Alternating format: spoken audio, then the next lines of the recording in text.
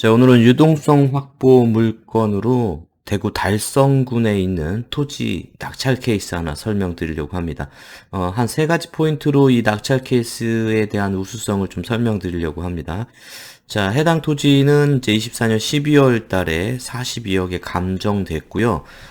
지금 9월 16일 날 최종적으로 31%, 13억의 낙찰을 받았습니다. 이 가격이 어느 정도 수준이냐면요. 개별 공시지가보다도 낮은 가격으로 낙찰을 받았습니다. 그러면 이제 이 부동산이 뭔가 문제가 있는 건가? 뭐 그렇게 해서 30%까지 떨어졌는 건가? 이제 이런 것들을 확인해 봐야 되겠죠. 해당 토지는 570평이고요.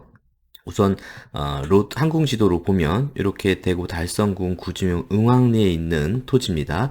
자, 위쪽 제가 이제 대구 사람이 아니라서 모르겠지만 위쪽에는 이제 주거시설이 이제 위치하고 있고 이쪽 주변으로 공단이 국가산단이 유지되고 있고 밑에는 대구 일반산업 2차 일반산업단지가 이제 운영이 이제 오랜 동안 운영이 된 것 같습니다. 저 공터가 없이 다 빡빡하게 진행되고 있으니까, 대구 지역에서 중점적으로 이제 이쪽을 좀 많이 개발을 하고 있는 상황인 것 같아요.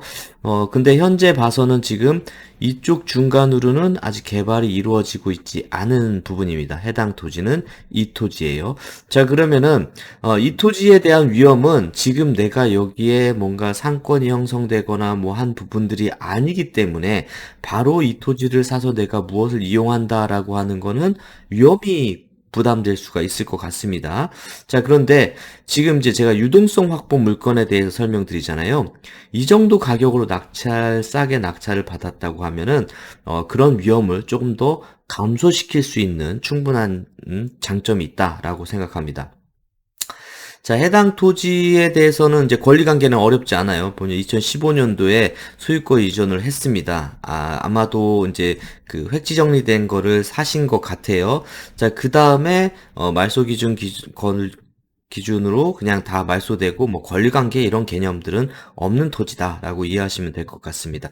자, 그러면은 우리는 이 토지에 관련된 위험을, 이제 아까 말씀드린 대로 첫 번째 위험은 지역이 개발이 안 되고 있고, 오랜 동안 개발이 안 되고 있기 때문에 내가 이걸 개발이 돼서 바로 운영할 수 있는 그런 위험은 있다. 그 위험에 대해서 감안하고 투자를 해야 된다. 그 다음에 두 번째는 뭐냐면요.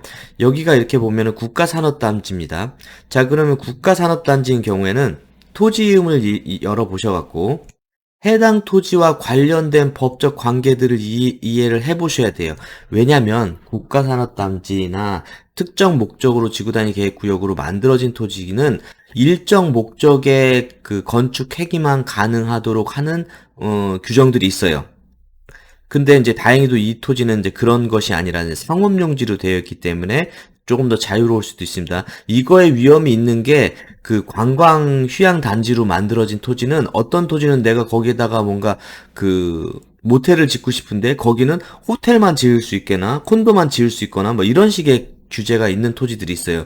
그래서 뭐 간단하게 지금 이제 여기서 행위 가능 여부를 그냥 클릭해 보셔도 되죠. 행위 가능 여부에 지금 여기에 쭉 아파트 같은 거는 아예 안 된다고 했고, 지금 해당 토지는 제가 봤을 때는 오피스텔 부지로 어느 정도 만들 수 있지 않을까. 왜냐면 공단이 있기 때문에. 그래서 그런 부지로 가능한 거 웬만하면 지금 거의 다 가능한 부분으로 체크가 됩니다. 물론 이제 정확한 거는 여기 보면 일반 숙박시설, 생활형 숙박시설은 안 되죠. 근데 이 근처 옆에 보니까 호텔이 하나 들어 있습니다. 그러니까 호텔 정도 급은 되는데 이제 뭐 모텔 정도는 안 되는 것처럼 보이는 부분이 있습니다. 그 다음에 이런 유흥지점도 안 되고 공장도 안 됩니다. 자, 그쵸?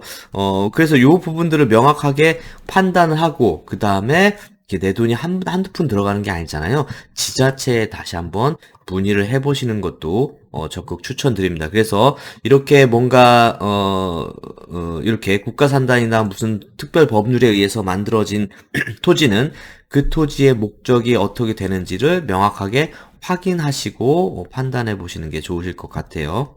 자, 그러면은 이 토지를 내가 낙찰받고 나서 특별하게 어떤 목적으로 활용해야 된다는 강제 조건이 없으니까 나는 이 토지를 좀 자유롭게 할 수 있고, 그 다음에 이 토지에 대한 어, 싸게 샀으니까 우선 이제 향후 양도 차익뿐만 아니라 현재로서는 마이너스 통장까지도 가능한 부분인 거고, 그러면 얼마만큼 담보가가 나올지가 좀 문제입니다. 그래서 이 담보가에 대한 판단은, 제일 명확한 거는 이제 감정평가 컨설팅을 받는 게 가장 명확해요. 근데 이제 그렇지 않다라고 하면은 이렇게 감정서를 통해서 확인을 해 보실 수가 있습니다. 감정서에 담보가를 어느 정도 명시를 해 주셨는지. 자, 근데 이 감정서에서는 담보가를 안 보여주셨어요. 자, 보면 이제 경매 사례만 요 정도 거래된 가격 나온 것이 있다라고 하고, 여기 지금 일반 거래 사례에서 토지 가격을 빼와서 평가를 해주셨습니다. 근데 그것도 한 21년도에요. 그래서 394만 원이라고 거래 사례 가격으로 매겨주시고 판단해 주시고, 경매 가격은 요 정도 나왔다라고 했는데, 담보가가 있으면, 그것도 가장 최근에 담보가가 있으면 어느 정도 나올지 판단해 주실 수 있겠죠. 자, 그게 없으면 이제 일반적으로 컨설팅 의뢰하시거나 은행에 미리 편한 은행이 있다고 하면은 담보 대출이 얼마 정도 나오는지를 판단해 보시는 게 좀 좋으실 것 같아요. 그래서 요 경매 감정서에서는 그 자료를 얻을 수가 없었습니다. 자, 그 다음에 여기서 매수인이 주식회사 땡땡 법인입니다.